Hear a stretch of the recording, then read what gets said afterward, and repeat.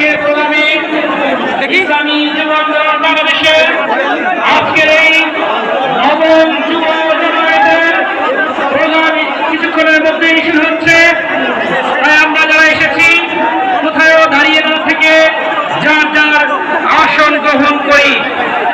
প্রিয় ভাইয়া আমার, গত জুলাইয়ে ইসলামী যুব আন্দোলন বাংলাদেশের প্রতিষ্ঠা বার্ষিকী প্রোগ্রামের মাধ্যমে ইসলামী আন্দোলনের আমির হযরত পীর সাহেব চরমনাই জুলাই বিপ্লবের যেই চূড়ান্ত ঘোষণা দিয়েছেন এবং যে জুলাই বিপ্লব সংগঠিত হয়েছে সেই জুলাই বিপ্লবের পরবর্তী সময়ে